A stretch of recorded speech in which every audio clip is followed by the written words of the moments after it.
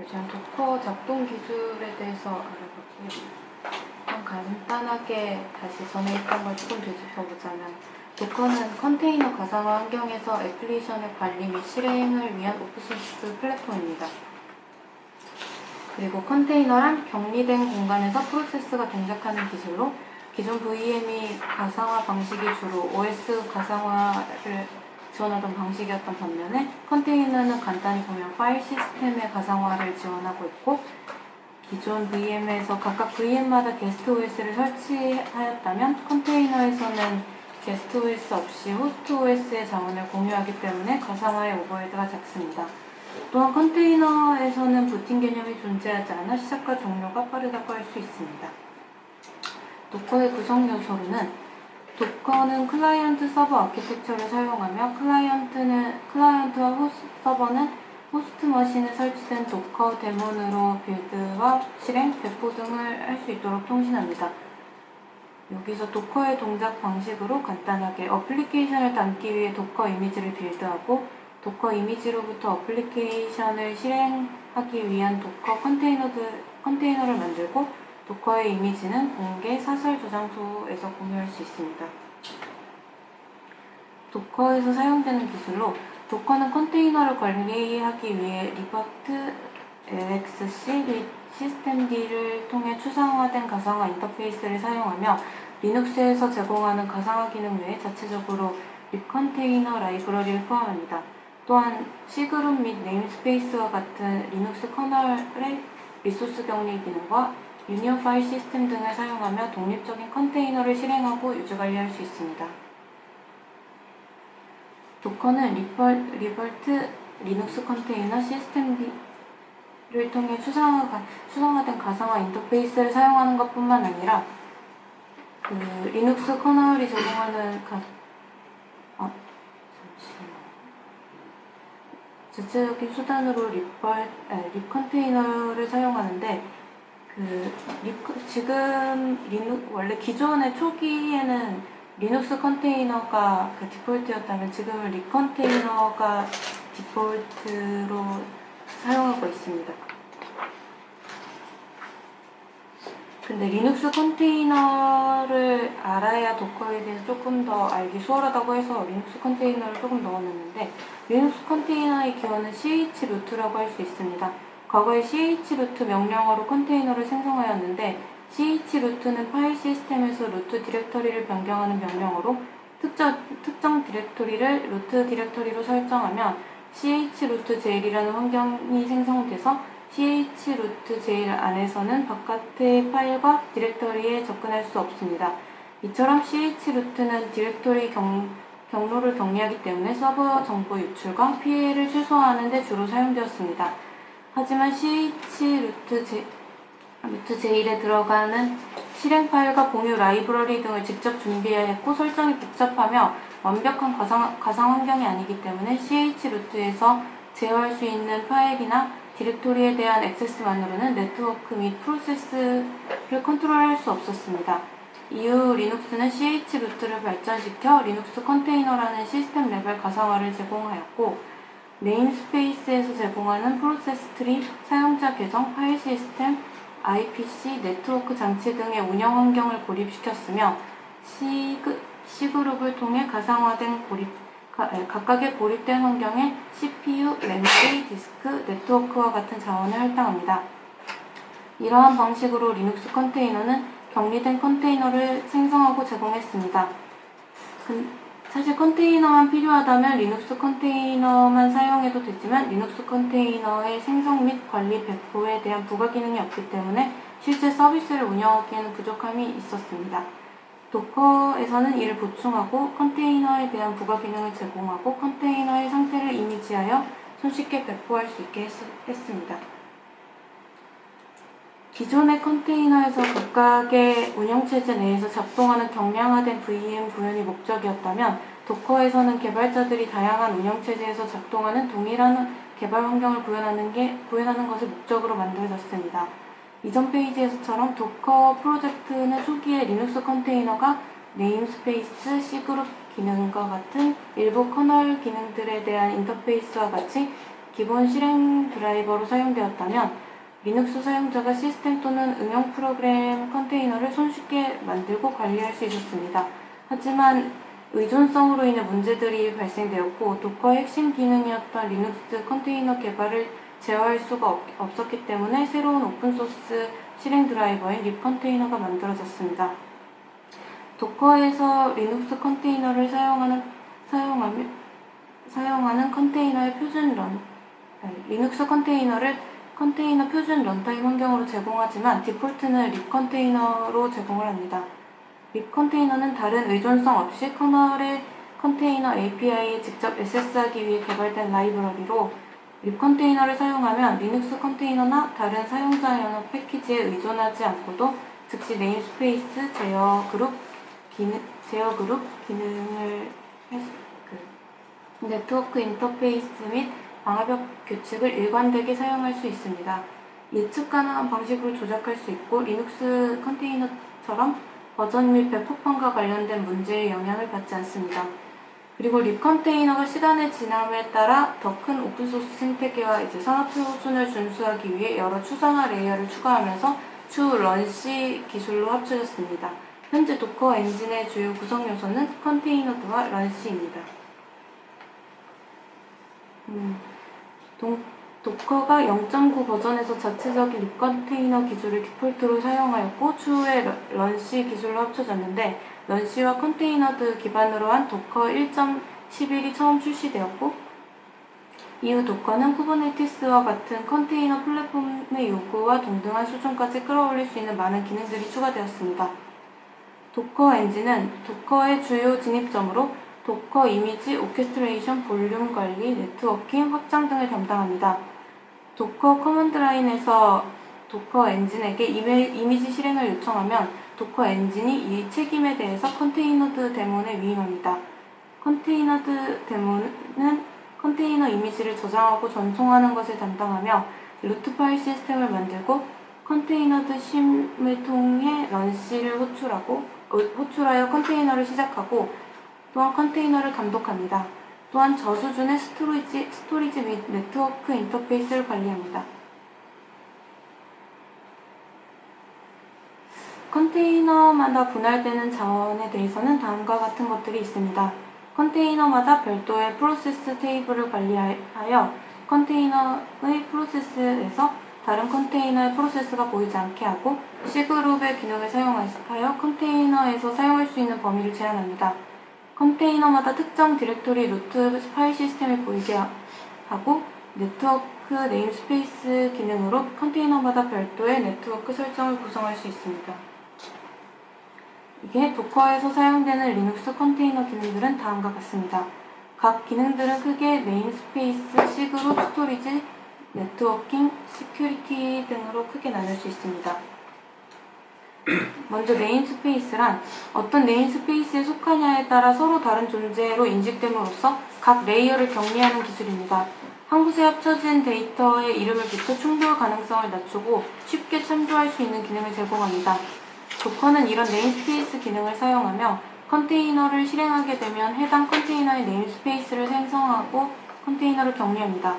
도커가 사용하는 네임스페이스는 다음과 같은데 PID는 프로세스 격리에 사용이 되고 네트워크는 네트워크 인터페이스 관리에 사용이 되고 UID는 독립적인 사용자를 할당하고 UTS로 독립적인 호스트네임을 할당하고 커널 격리와 버전 인식에 사용됩니다. 그리고 마운트로 파일 시스템을 추상화하고 IPC 기능으로 프로세스 간의 통신 자원 접근에 대한 관리를 합니다.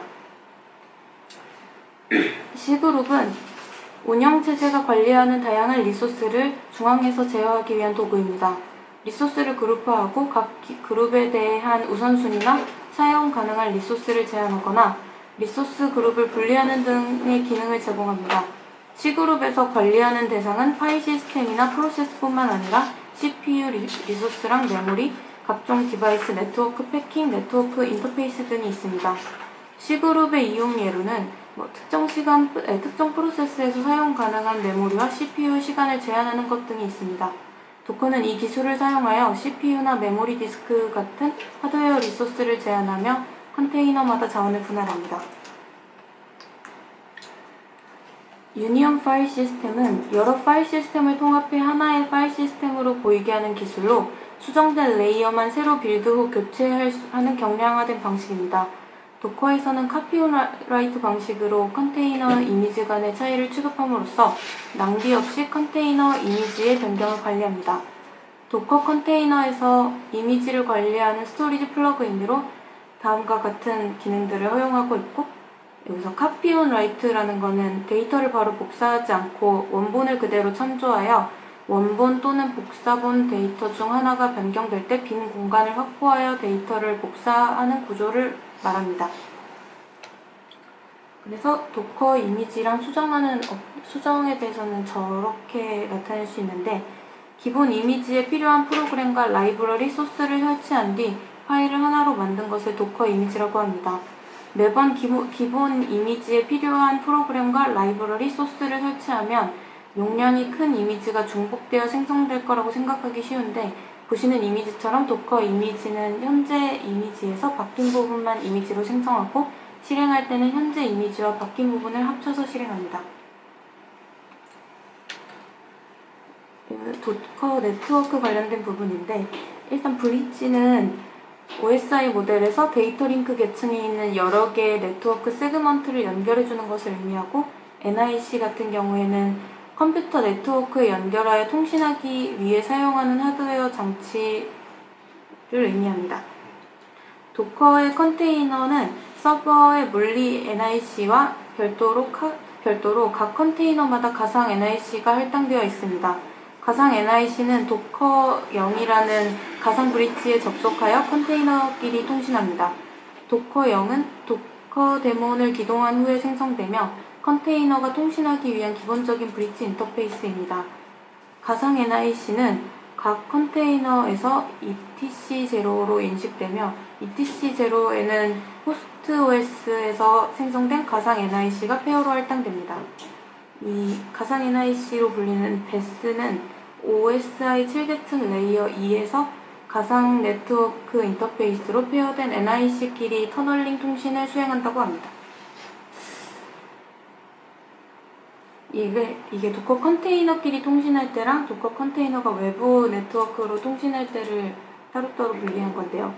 도커 컨테이너 간의 통신 시에는 동일한 호스트상의 도커 컨테이너는 구동 시 프라이빗 어드레스가 자동으로 할당되므로 컨테이너끼리 통신하기 위해 링크 기능을 사용합니다. 컨테이너를 구동할 때 통신하려는 컨테이너 이름을 지정하여 링크하면 해당 정보가 etc 호스트의 환경 변수로 저장되어 직접 통신할 수 있습니다.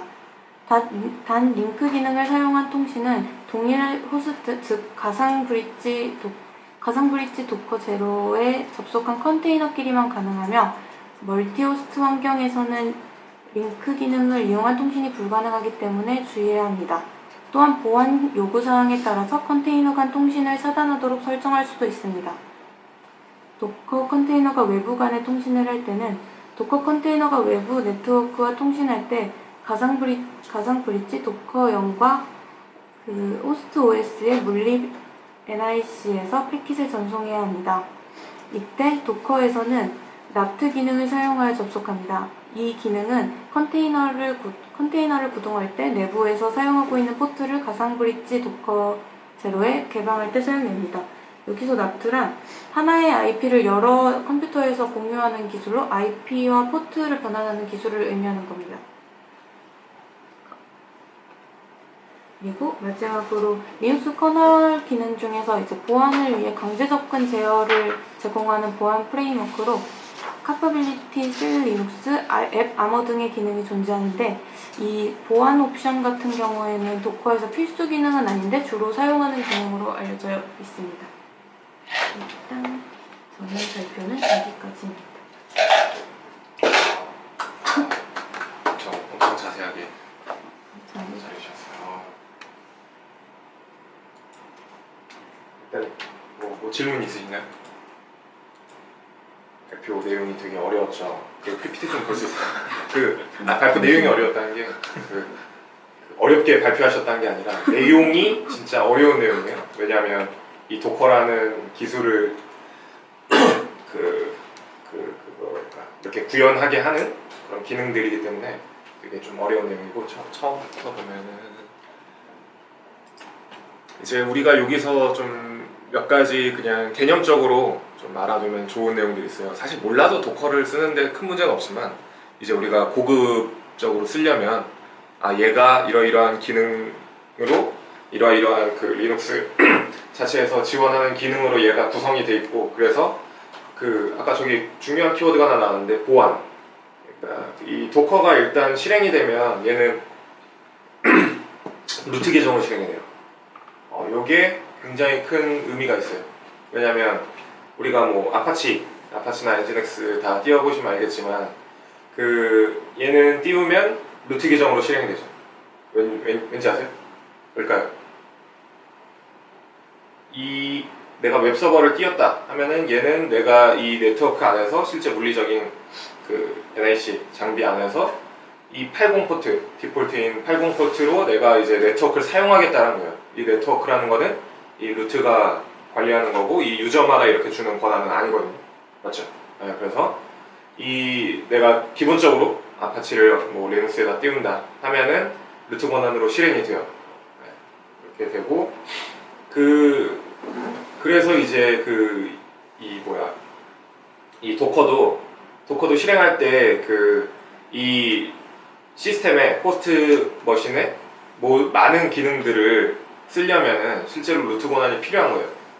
그렇고 내용 간단히만 봐도 여기서 쓰는 가상화 기술들이 굉장히 커널에 밀접하게 연관돼 있고 그냥 단순히 아무 권한 없는 그냥 유저 권한으로는 실행할 수 없는 것들이 되게 많아요. 그래서 또 그러면은 이제 도커가 이 리눅스 호스트 시스템에 완전한 루트 권한을 갖느냐? 그건 또 아니에요. 그러니까 실행되는 거는 도커 프로세스가 실행되는 거는 호스트 OS의 루트 권한이지만 이 안에서 실질적으로 이제 이 도커 컨테이너 안에서 프로세스가 돌아갈 때는 약간 다른 유저 권한이 생겨요. 뭐냐면 이 도커라는 거는 우리가 이 고립성을 위해서 쓰는 거잖아요. 고립성에 대해서는 저번에 좀 많이 이해하셨나요?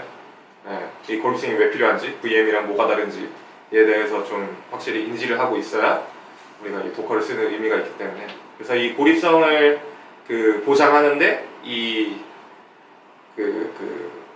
보장해야 되는데 그러면 이 고립성이라는 게 사실 이 호스트 OS의 이 커널 영역 그러니까 이 루트 권한, 루트 영역을 우리가 절대 침범하지 않고 보장한다는 거잖아요. 우리가 거기에 있는 기능을 갖다 쓰는 한은 있어도 거기에 있는 것들을 우리가 마음대로 막 수정하진 않는다는 거거든요. 그래서 필요한 최소한의 것들, 아까 말했던 뭐 네트워크나 뭐 스토리지나 이런 것들에 대한 권한만 갖고 그거에 대한 최소한의 수정만을 하고 나머지는 건들지 않겠다라고 해서 이 한정적인 루트 권한을 갖고 있어요. 이 실제 실행되는 도커 안에서의 프로세스 안에서의 루트는 그래서 필수로 해야 되는 것들 몇 가지 빼고는 웬만한 건 다 돌아간다고 해요. 그리고 그것마저도 실행할 수 있도록 옵션이 있고 프리빌리지 뭐 트루 이런 옵션이 있어가지고 이거를 실행하면 아까 말했던 제한적인 루트 권한에서 되게 많이 권한을 높일 수 있대요. 그래서 이 측면을 꼭 알고 있어야 돼요. 얘가 루트 권한을 쓰기 때문에 이 안에서 우리가 어떤 명령어를 쓴다. 이 도커 프로세스 안에서의 빈배시로 들어가서 우리가 이 쉘에서 뭔가 수행할 때 얘가 실제 우리는 고립성이 있다고 가정했지만 실질적으로는 루트에 있는 것들을 많이 파괴할 수 있다. 그런 점에 대해서 한번 좀 생각을 해봐야 돼요. 그리고 여기서 굉장히 많은 개념들이 나왔어요.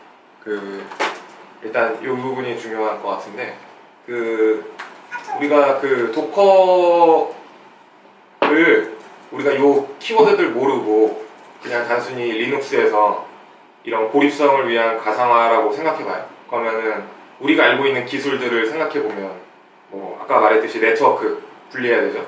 네트워크를 분리한다는 게 이 고립성을 보장한다는 게 고립성이라는 거는 일종의 나 자신의 프로세스와 관련된 이 환경 빼고는 나머지는 몰라야 된다는 거예요. 나머지는 영향을 주면 안 되고, 맞죠? 네, 내가 실행하는 내 프로세스나 내 환경만 나는 알고 나머지는 컨트롤할 수 없어야 되는 거죠. 네. 그래서 이제 우리 일종 그냥 프로세스랑 생각해 볼게요. 우리가 뭐 자바나 뭐 파이썬 이렇게 와스를 돌렸어요. 뭐 장고를 돌렸어요. 그러면은 외부에 네트워크가 있어야 되죠. 뭐 보통 통키 같은 경우는 뭐 8080 포트를 쓰고, 그래서 네트워크가 연결돼 있어야 되고, 그리고 내가 이 안에서 메모리나 CPU를 당연히 쓸 테고, 그런 하드웨어 리소스를 쓰고, 그리고 이제 내가 뭔가 로그를 하거나 아니면 DB 같은 경우는 어디에다가 저장을 한다. 그러면은 저 파일 시스템에 대한 어세스 권한이 있어야 되죠. 라이트 권한까지 그렇게 있어야 되고, 그리고 또 이렇게 기본적으로 하드웨어를 쓰는 부분이 있을 거예요. 그래서 그 하드웨어 쓰는 부분을 이제 고립화해주는 기술이 어떤 거죠? 아까 뭐라고 했죠?